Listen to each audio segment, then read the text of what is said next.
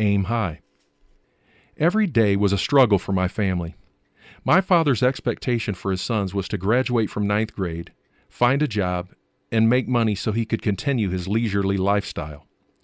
I worked hard to earn money to bribe him to allow me to continue my schooling. It was my clever capitalist mentality that convinced my father that I could be both a good student and an excellent moneymaker. When I received good marks, I would spread the news among our family and the community in order to bring honor to my family and draw his attention to me. Bringing honor to my father was another way of making him happy. I labored very hard under the certainty that a higher education would guarantee a good job with substantial income, and that I would also be elevating myself socially and politically. My desire was to make a better life for my family. The one thing that always threatened the study of many native Taleshi children was the high cost of education and the inability of families to pay for it. Because of these obstacles, many Taleshis were satisfied if their children learned only the basics of reading and writing. Students who pursued higher education had to find a way to earn enough income to finance their education and also to help their families. This measure was taken to ensure that a student remained in his parents' favor. Otherwise, the student might be forced to return home to continue laboring. Lifestyle differences between the city and villages also created obstacles for us country students to continue school. Wealthy urban citizens who were not natives, including many teachers and students, viewed villagers as less civilized or retarded. Some teachers would taunt lazy students from the city, calling them villagers. This kind of discrimination was common. If a student struggled, people would say, "Are you a villager? Have you come from a mountain?" Even though many of us were excellent students, some teachers were convinced that we would not succeed. It was common for individuals from rural areas to feel the sting of discrimination in the cities. I believe that the disdain that many city dwellers poured on country people caused them to isolate themselves from city life. This certainly helped to perpetuate the lack of education in villages and agricultural communities. Some students would go so far as to avoid associating with their families, who would sometimes go to the city to shop, all for the sake of appearing civilized. I would often ask myself, if I finish school and live in the city, will I be able to marry a girl from the city and still retain my family ties? Would my spouse tolerate the life that my siblings and parents lived? And would she be interested in knowing them? It was difficult to believe that this could ever be a reality, so I did everything in my power to avoid confronting that issue. I decided that I would wait until I graduated to concern myself with relationships, even though I wanted so much to be married. I was especially careful to avoid city girls because I knew that I would have to navigate social obstacles. There were many times when I responded negatively toward girls who I really liked just to avoid having to deal with the possibility that they might reject my family, a possibility that was unbearable to me. One day in the university library, I saw the most beautiful girl I had ever seen in my life. I couldn't take my eyes off of her. She was so lovely, and I couldn't believe that she was looking at me. Because she didn't look away when our eyes met, I knew that she wanted to talk to me. The thought of such a beauty desiring my attention was captivating and exciting.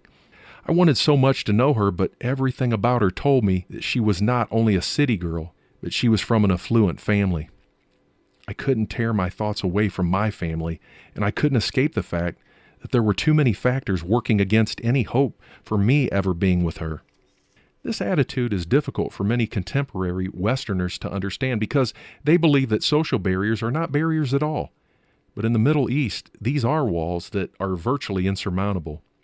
I decided to ignore the lady. My lack of attention to her did not discourage her.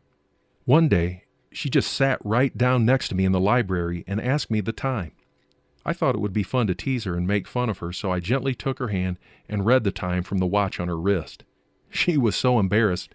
She quickly gathered her belongings to leave, but as she left, I saw love in her eyes. Watching her leave was the hardest thing because parts of my heart had always been filled with poetry and romance and love, and I wanted to share it all with her and learn from her. The challenges for country boys were great. I could not simply forget my past and discard my family for the sake of marriage. I couldn't forget my family's hard work, love, and encouragement. I reminded myself that I needed to appreciate their sacrifices instead of concerning myself with the disadvantages of having been born a country boy.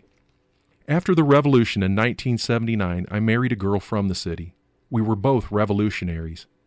I was hoping that the spirit of the so-called borderless revolution would remove the existing city-country barriers and unite us as two human beings.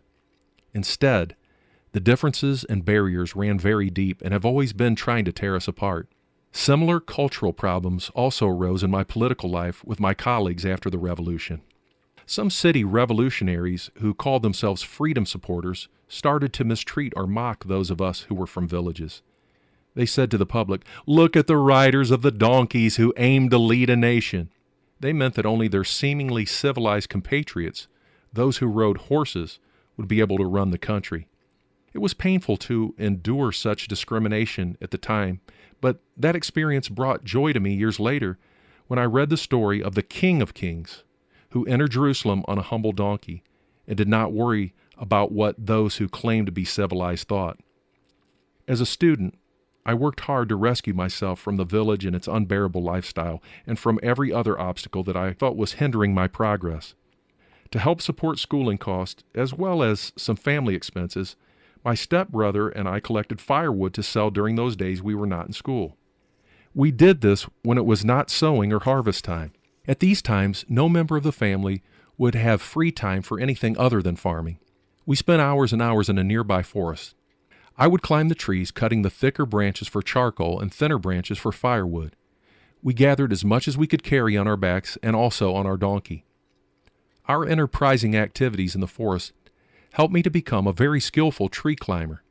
I always stood upright, high in the trees on my bare feet, and fearlessly cut the branches with a sharp axe. My stepbrother was not good at climbing the trees. He preferred to do the groundwork. He would cut the fallen branches into short pieces so that we could carry them.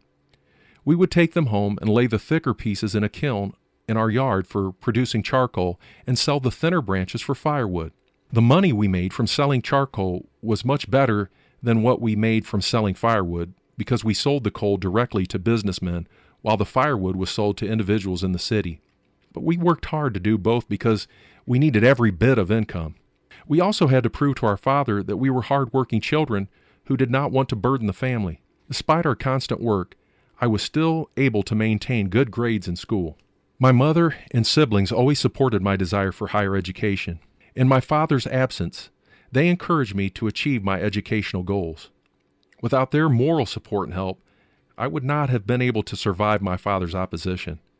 Sometimes I would think, if my father tried to prevent me from going to school, I would not obey him no matter what the cost. As the years passed, my father saw my success and eased his pressure on me to retreat from my studies.